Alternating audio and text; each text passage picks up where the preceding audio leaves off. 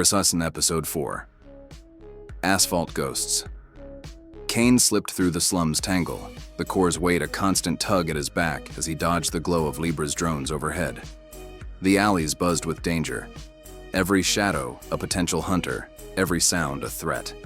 He needed speed, distance, a way out of Freeland's neon grip. His eyes locked on a chop shop tucked behind a row of shanties, its open bay spilling light onto a sleek beast of a motorcycle. Black as tar, its frame rigged with aftermarket coils that crackled with juice. A mechanic hunched over a workbench, too busy cursing a busted servo to notice Kane ghosting in.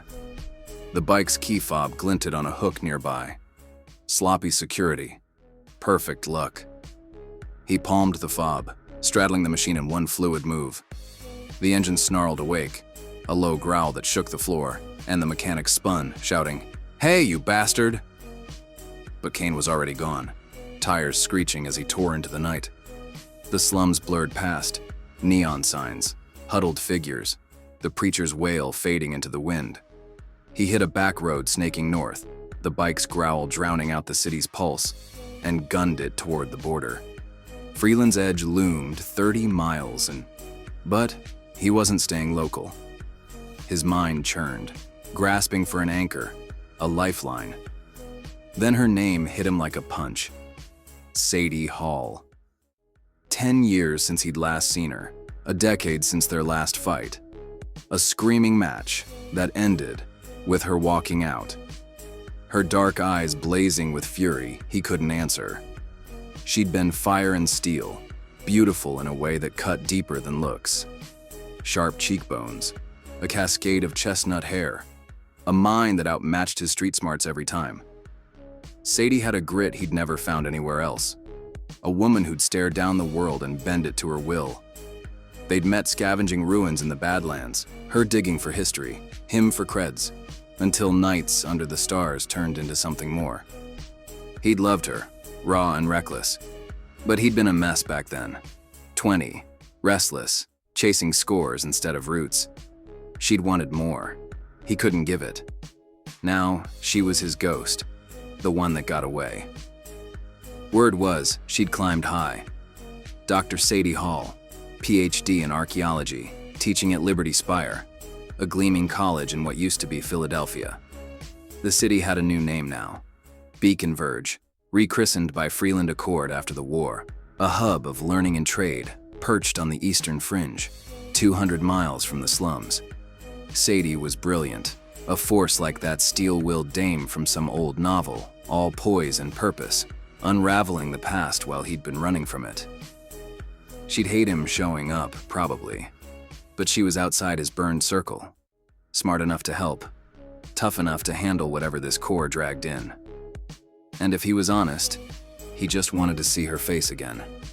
The road stretched long and black, a cracked ribbon cutting through Freeland's wilds. Fields of wind turbines spinning lazy in the dark, their red lights winking like bloodshot eyes. The bike 8 miles, its roar a steady pulse under the rain that tapered to a drizzle.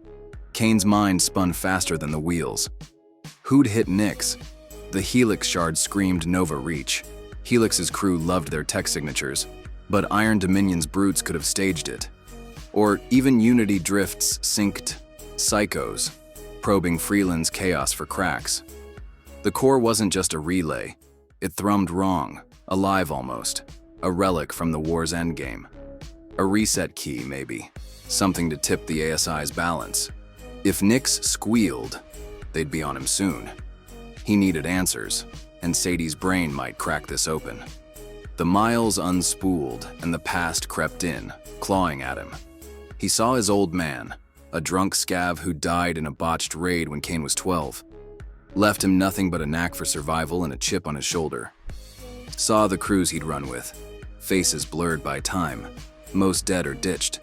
Then, Sadie swam up, unbidden, a memory from that summer in the Badlands, 10 years back. They'd camped by a crumbling factory, her sketching glyphs from a rusted wall while he grilled scavenged soy rats over a fire. She'd laughed that night, rare and bright, teasing him for burning the meat. Later, under a sky thick with stars, she'd traced the scars on his hands, asking where they came from. He'd dodged, but she'd kissed him anyway, fierce and sure, like she could pull the truth out of him with her lips. It had been good, damn good, until he'd screwed it up chasing the next score. Kane shook it off, the wind stinging his eyes. Beacon Verge glowed on the horizon now, its spires piercing the dawn. Steel and glass towers ringed by slums not so different from home, but cleaner, sharper, a city that pretended at order. Liberty Spire sat on its north end, a campus of white stone and hollow domes. Sadie's world now. He ditched the bike in an alley a mile out, wiping it down and tossing the fob into a dumpster. The core stayed with him, its hum a quiet menace as he hoofed it through back streets, hood up, blending with the early risers. Students, traders, drones buzzing overhead. He didn't know if she'd help, or if she'd even listen. Didn't know if the past 10 years had dulled her edge or hardened it. But as he neared the campus, heart thudding louder than the core, he knew one thing. Sadie Hall was his shot, maybe his last one, to figure out what he'd stolen and why it was worth killing for.